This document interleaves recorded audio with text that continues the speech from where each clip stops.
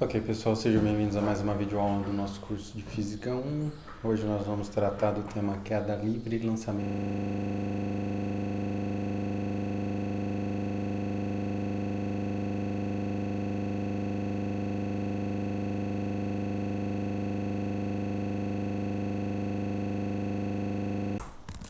Então, vamos fazer uma breve introdução sobre o tema.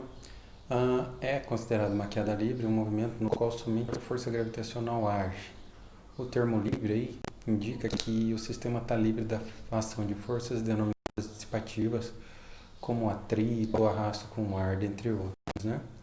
Esse tipo de movimento é um movimento uniformemente variado, ou seja, então uma aceleração constante e a chamada de aceleração da gravidade, representada pela letra G.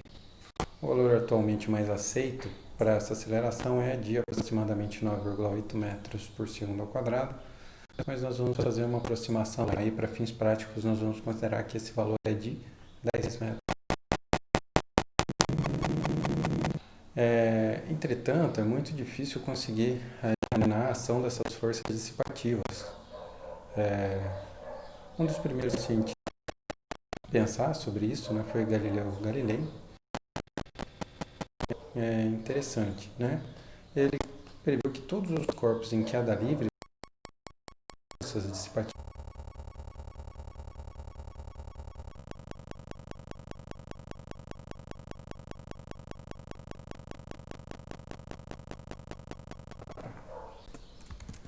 Pessoal, recomendo então fortemente que vocês assistam esse vídeo aí. É um experimento muito bonito, realizado num laboratório nos Estados Unidos. Vou mostrar só a parcela dele, em que ele é realizado aí na presença do ar. Então isso aí é uma câmara de vácuo, né, a qual você pode fazer um vácuo muito bom.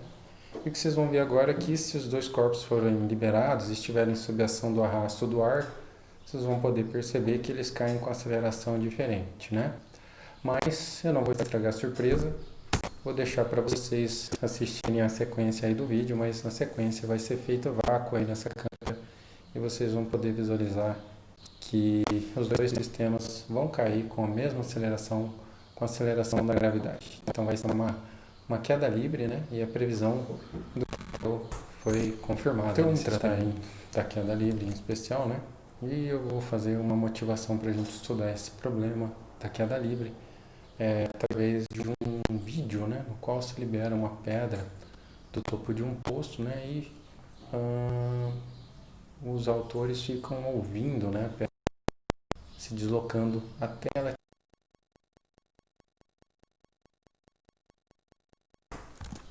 Então tá aí, gente. Os autores desse vídeo vão liberar essa pedra aí e vocês vão poder ouvir, né, o vídeo aí, o tilintar dela aí nas paredes enquanto ela está se deslocando. Vejam que é um movimento relativamente demorado, né? Ela só vai atingir aí o fundo quando o intervalo de tempo for em torno de 30 segundos, se bem me lembro. Mas eu queria só destacar aí que nós não estaremos considerando uma queda livre aí, tá? Mas vamos fazer uma aproximação é, é, desprezando, né, o efeito do arrasto do ar. Então, seria possível determinar essa profundidade aí somente com o tempo de queda? Então, pessoal, um dos truques para resolver o problema é considerar um sistema de referências adequado. A gente sempre tem a liberdade de escolher um sistema de referências que seja o mais adequado para o tratamento do problema em questão. E nesse caso, o mais adequado vai ser um em que aponte para baixo, tá? Nós vamos ver aí que quando isso ocorrer, todas as grandezas para baixo podem ser consideradas positivas, tá? Então, com esse sistema de referência apontando para baixo aí e a aceleração da gravidade apontando para baixo também, né? Sistemas que se deslocando somente sob a ação da força da gravidade vão acelerar aí em direção.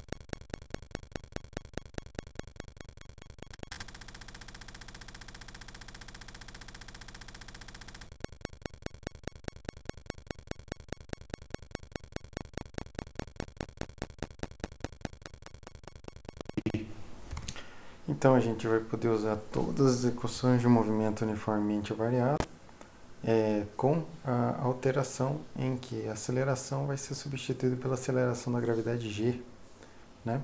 Então, destacando aqui novamente, o sistema de referência por apontar para baixo, né, vai forçar então com que essa aceleração da gravidade vai ser aproximada para 10 metros por segundo, vai ser positiva, né? Então, com essa escolha, as equações se modificam para essas que estão sendo exibidas aí na tela, né? Só destacar aqui a mudança de x para y, porque o eixo vertical é em geral adotado como eixo y, né? Então, somente por isso, essa equação horária da posição passa a ser denotada por y igual a y0 mais e0t mais meio de gt quadrado, né? Então, percebam que em todas as equações, a aceleração foi substituída pela aceleração da gravidade e ela fez a escolha do sistema de referências. Então, a gente vai determinar a profundidade do poço usando essa escolha de sistema de referências e as equações de movimento uniformemente variável. Então, vamos considerar que aquela pedra liberada lá na abertura do poço tenha levado 30 segundos aproximadamente, né, para atingir o fundo. Qual seria a profundidade P desse poço? Então, a gente vai escolher um sistema de referência centrado na pedra, né, que vai apontar aí positivo para baixo. E, como é conhecido aí o intervalo de tempo e a velocidade inicial, né, ela é liberada a partir do repouso, a pedra é liberada a partir do repouso, então se encaixa melhor aqui o uso da equação horária da posição, y igual a y0 mais v0t mais meio de gt quadrado sobre 2, então, gt quadrado, né? Bom, com a escolha de referências que a gente fez, a posição inicial da pedra é 0. E aí, P é a profundidade que vai ser atingida, né, essa posição y, após decorridos esses 30 segundos. Então, a gente vai, na equação horária da posição, substituir y0 e v0 por 0 e considerar que essa profundidade atingida aí é a própria altura y, né? Bom, substituindo então os valores de g e de tempo, nós vamos encontrar, após os cancelamentos, que essa é uma profundidade de 4,5 km. É claro, né, gente, essa não é a profundidade real do poço, porque esse movimento não é uma queda livre, né? Se vocês prestarem atenção no vídeo, vocês vão ouvir a pedra tilintando pelas paredes. Então, tem pelo menos essas forças aí, as forças que a parede vai exercer na pedra, que vão desacelerando a pedra. Então, a distância, a profundidade desse poço é, na verdade, bem menor, né? Mas é razoável, né? Vamos resolver uma outra questão. Essa é uma questão de vestibular da UFMS modificada, né? E a gente vai considerar aqui que um corpo em queda livre sujeita-se a aceleração gravitacional de 10 metros por segundo ao quadrado. Ele vai passar por um ponto A com uma velocidade de 10 metros por segundo e por um ponto B com velocidade de 50 metros por segundo. Qual a distância entre os pontos A e B? Então, esse é o diagrama esquemático que vai ser ampliado aí nessa tela. Nós vamos considerar que isso aqui é uma queda livre. Então, o sistema de referências vai ser orientado positivo para baixo. Então, essas duas velocidades vão ser positivas. A aceleração da gravidade também. Então, nesse caso, como não há qualquer informação sobre a duração de tempo, né, do evento, a equação de Torricelli é a mais indicada. Então, substituindo-se os valores de velocidade final e inicial e da aceleração da gravidade, obtemos essa equação. Depois da potenciação, a gente pode cancelar aí um fator metro e um segundo quadrado, porque eles estão em todos os termos da equação. Isso vai produzir essa equação aqui simplificada, né? E agora a gente pode isolar 20 vezes a distância percorrida, né? Passando 100 metros para o outro lado negativo, fazer a diferença, que vai dar 400 metros, né? E inverter aqui a igualdade, deixar os 20d à esquerda, para por fim determinar essa distância dividindo ambos os membros por 20, né? Então o resultado aí dessa divisão vai ser 20 metros. Então essa é a distância percorrida aí. Vocês viram então mais uma aplicação, né, de um problema de queda livre em que a gente usa aí as equações de movimento uniformemente variados com esse sistema de referências que vai ser a aceleração da gravidade G. Então, agora a gente vai estudar lançamento vertical. É um problema bastante parecido com a queda livre, só que o sistema de referências agora vai apontar para cima porque nós vamos considerar um evento, né, que vai ter uma velocidade inicial que vai apontar para cima, tá? Então, nesse caso, se a gente escolher um sistema de referências que aponta para cima, a aceleração da gravidade se torna negativa, né? Então, esse é um evento em que a gente pode chamar aí de lançamento vertical, lançamento de um foguete, por exemplo. Vejam que a gente vai orientar o sistema de referências positivo para cima. Como a aceleração da gravidade aponta para baixo aí nesse caso, ela vai ser considerada negativa nas equações de movimento uniformemente variado, tá? Vale a pena destacar que depois do lançamento, né, quando não houver mais propulsão, o foguete vai estar somente sob a ação da força gravitacional e por isso a aceleração correspondente vai ser a aceleração da gravidade. Então aqui, claro, né, a gente vai desconsiderar então os instantes aí em que o foguete é propelido, tá? Um lançamento vertical, na verdade, não tem essa propulsão, né? Ocorre quando, por exemplo, se lança uma pedra verticalmente para cima ou algo assim, tá? E aí o sistema vai estar única e exclusivamente sob a ação da força da gravidade e vai ter uma aceleração que vai ser a aceleração da gravidade que aponta para baixo. Então ele vai perder velocidade para cima e ganhar velocidade para baixo durante uma trajetória como essa, né? Então nesse sistema a aceleração da gravidade é negativa e as equações vão se tornar as que vocês estão vendo na tela. Percebam que são as equações de movimento uniformemente variado, nas quais a gente substitui a aceleração por uma aceleração negativa igual à aceleração da gravidade. Então está aqui. Então vamos fazer um exemplo para aplicar, né? Entender melhor como é que se usa, né? Como é que se resolve um problema de lançamento vertical. Vamos considerar que um garoto conseguiu lançar um caroço de Bocaiúva verticalmente para cima com velocidade de 10 metros por segundo, né? E a gente vai desprezar o atrito que ele vai sofrer com o ar para determinar qual que é a altura máxima que essa Bocaiúva atinge. Então, esse é o diagrama esquemático que a gente vai usar para representar um lançamento vertical. Está aqui a Bocaiúva. Ela tem uma velocidade que é vertical para cima no instante inicial, assim representada pelo vetor V0.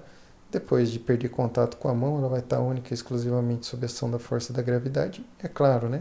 Se a gente desprezar o atrito com o ar, e daí a aceleração correspondente à aceleração da gravidade que vai apontar para baixo. Então esse aqui é um típico problema de lançamento vertical. Para resolver o problema, nós vamos considerar que no ponto de máximo da trajetória a velocidade é nula e que não há qualquer informação sobre o período de tempo. Então a equação de Torricelli vai ser a mais adequada para resolver o problema. Perceba aqui que, como a gente escolheu um sistema de referência orientado positivamente para cima, a aceleração da gravidade, por apontar para baixo, vai entrar negativa aqui na equação, tá? E aí é só substituir os parâmetros, né? Na posição de máxima da trajetória, a velocidade vai ser nula, né? Ela vai parar.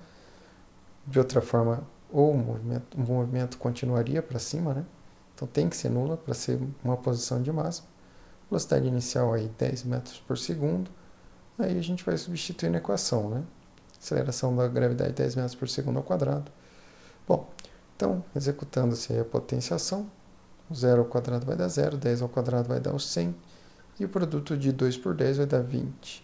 Percebam que como o membro esquerdo é nulo, a gente pode cancelar aí 1 metro e 1 segundo quadrado, porque eles estão presentes nos dois termos do membro direita, né? Lembre-se que isso só pode ser feito, né, dividindo-se o membro à esquerda por metro por segundo ao quadrado. Aqui vai continuar a ser 0 e aqui vai sobrar só 1 metro e aqui o metro por segundo ao quadrado vai se cancelar. Com isso nós vamos obter essa equação simplificada e daí resolvendo a equação para a distância nós vamos encontrar que essa altura máxima é de 5 metros. Então tá aí, a gente está fazendo a previsão de um lançamento vertical usando a equação de Torricelli, com um valor negativo da aceleração da gravidade. Por quê? De novo, porque a gente está orientando o sistema de referências positivo para cima, né? Então tá bom. Vejam que a gente pode, por exemplo, também determinar quanto tempo leva para essa Bocaiúva retornar à mão do garoto, né? Isso pode ser feito de diversas formas. Então está aí o mesmo diagrama esquemático. E aí, para resolver, nós vamos considerar que a Bocaiúva vai retornar à mão do garoto quando a altura, né, y, for nula. Veja que o sistema de referência está centrado na posição inicial da Bocaiúva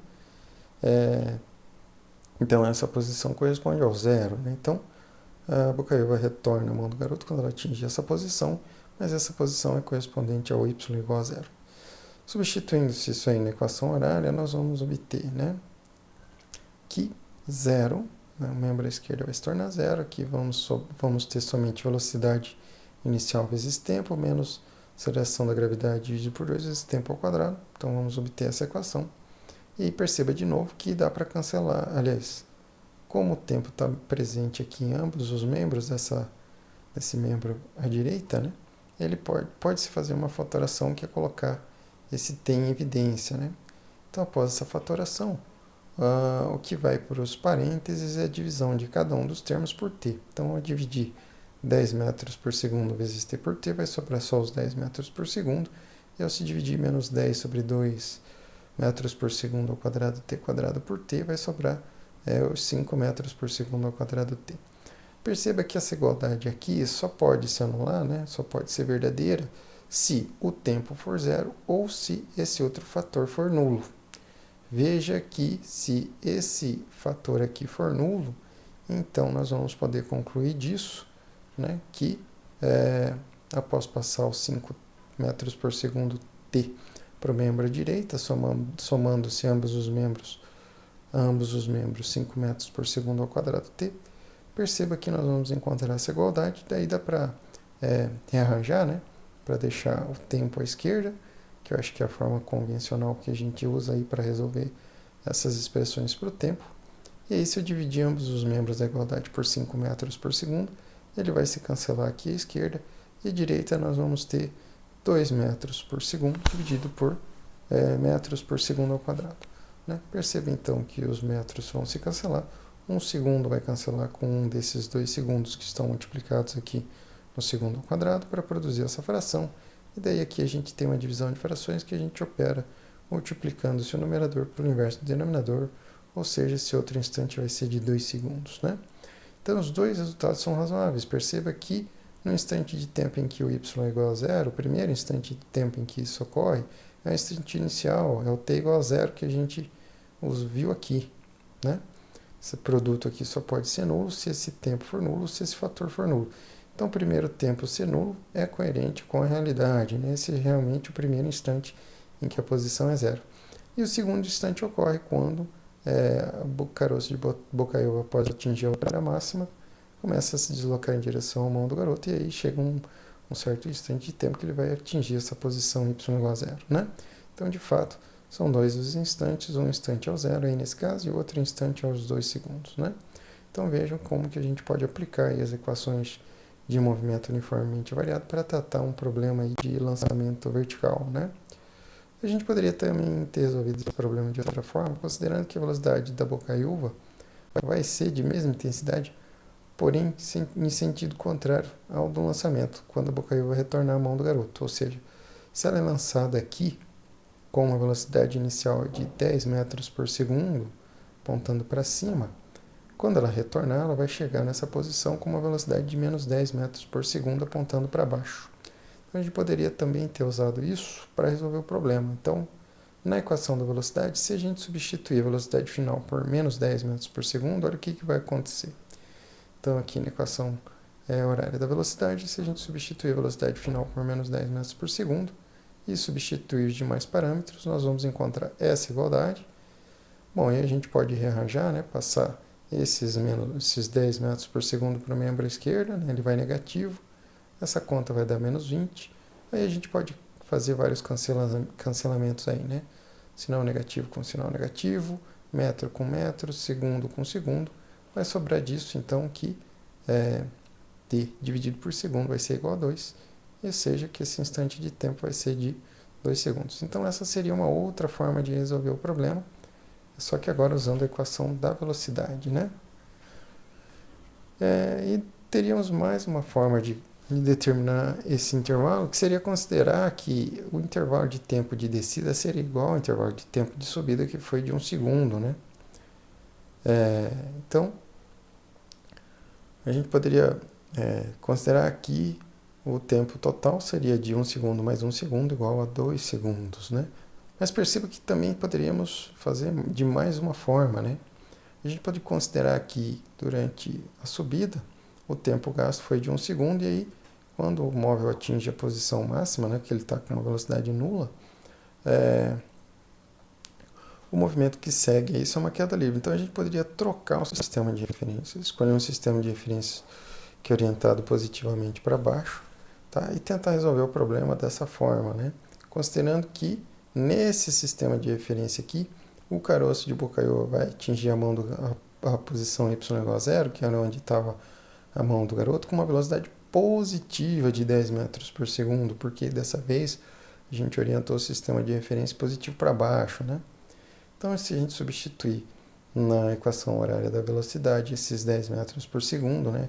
E considerando que no início da queda livre a velocidade é nula, né? Essa velocidade inicial é nula, a gente vai encontrar aí, depois dos cancelamentos, que o tempo de descida seria de 1 segundo, acrescendo-se o tempo de... Desculpa, aqui é o tempo de descida, né? Acrescendo-se 1 segundo ao tempo de subida, chega-se ao mesmo resultado de 2 segundos, né? Então, eu acredito que para essa aula está de bom tamanho. Fiquem atentos aí ao Moodle, né? Eu vou subir uma lista de exercícios correspondente a isso no nosso próximo encontro.